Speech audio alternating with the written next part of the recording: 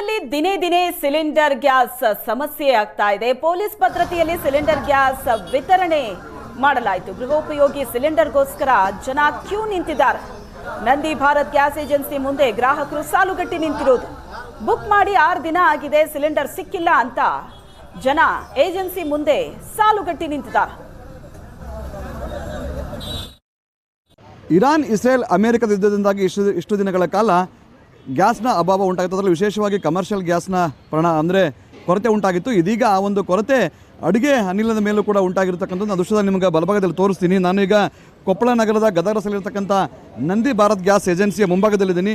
ಬೆಳಗ್ಗೆಯಿಂದಲೂ ಕೂಡ ಈಗಾಗಲೇ ನೂರಾರು ಜನರು ಈ ಒಂದು ಗ್ಯಾಸ್ ಕಂಪ್ನಿಗೆ ಬಂದಿರತಕ್ಕಂಥ ಕಳೆದ 4 ದಿನಗಳು ಕೂಡ ಅವರು ಗೃಹೋಪಯೋಗಿ ಸಿಲಿಂಡರ್ಗಾಗಿ ಅಲಿತಾ ಇದ್ದಾರೆ. ಆದರೆ ಅವರಿಗೆ ಯಾವುದೇ ರೀತಿಯ ಸಿಲಿಂಡರ್ ಸಿಗ್ತಾ ಇಲ್ಲ. ಈ ಕಾರಣಕ್ಕಾಗಿ ಇಲ್ಲೆಲ್ಲರೂ ಕೂಡ ನೂರಾರು ಜನರು ಬಂದಿರತಕ್ಕಂಥದ್ದು. ಬೆಳಗ್ಗೆಯಿಂದಲೂ ಕೂಡ ಈ ಒಂದು ನಂದಿ ಭಾರತ್ ಗ್ಯಾಸ್ ಏನಿದೆ, ಈ ಒಂದು ಭಾರತ್ ಗ್ಯಾಸ್ಗೆ ಬಂದಿರತಕ್ಕಂಥದ್ದು. ಕಳೆದ 1 ವಾರಗಳ ಕಾಲ ಅವರು ನಿರಂತರವಾಗಿ ಬರ್ತಾ ಇದ್ದಾರೆ. ಅವರಿಗೆ ಸರಿಯಾದ ಸಮರ್ಪಕವಂತ ಗ್ಯಾಸ್ ಕೂಡ ಸಿಗ್ತಾ ಇಲ್ಲ. ಈ ಹಿನ್ನೆಲೆಯಲ್ಲಿ ಇಂದು ಗ್ಯಾಸ್ ಬಂದಿದೆ ಅಂತ ಹೇಳಿದ್ದಾರೆ. ಈ ಕಾರಣಕ್ಕೆ ಎಲ್ಲರೂ ಕೂಡ ಬಂದಿರತಕ್ಕಂಥದ್ದು. ಮತ್ತೊಂದು ಕಡೆ ಪೊಲೀಸರು ಕೂಡ ಏನು ಬೆಳಗ್ಗೆಯಿಂದ ಕೂಡ ಒಂದಿಷ್ಟು ಗಲಾಟೆ ಆಯಿತು. ಆ ಒಂದು ಗಲಾಟೆಯನ್ನು ನಿಯಂತ್ರಣ ಮಾಡಲಿಕ್ಕೆ ಪೊಲೀಸರು ಕೂಡ ಇಲ್ಲಿ ಬಂದಿರತಕ್ಕಂಥದ್ದು. ಈ ಹಿನ್ನೆಲೆಯಲ್ಲಿ ಪೊಲೀಸರು ನಿಂತ್ಕೊಂಡು ಸ್ಥಳದಲ್ಲಿ ಒಂದು ಗ್ಯಾಸ್ ಏಜೆನ್ಸಿಯಲ್ಲಿ ಇದ್ಕೊಂಡು ಸಮರ್ಪಕವಂತ ಗ್ಯಾಸ್ ಸಿಲಿಂಡರ್ ವಿತರಣೆಯಲ್ಲಿ ತೊಡಗಿರ್ತಕ್ಕಂಥದ್ದು. ಇಷ್ಟು ದಿನಗಳ ಕಾಲ ಕಮರ್ಷಿಯಲ್ ಅನ್ನೋ ಒಂದು ಗ್ಯಾಸ್ನ ಸಮಸ್ಯೆ ಉಂಟಾಗಿತ್ತು. ಆ ಒಂದು ಸಮಸ್ಯೆ ಇದೀಗ ಏನು ಅಡಿಗೆ ಅನಿಲಕ್ಕೂ ಕೂಡ ಉಂಟಾಗಿರ್ತಕ್ಕಂಥದ್ದು.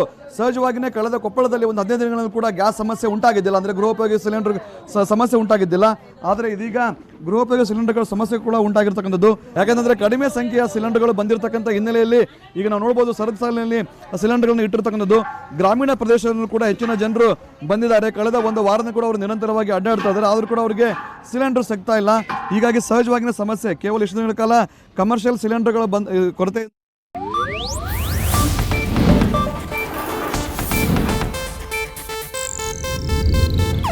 ಇದು ಏಷ್ಯಾನೆಟ್ ನ್ಯೂಸ್ ನೆಟ್ವರ್ಕ್ ಪ್ರಸ್ತುತಿ.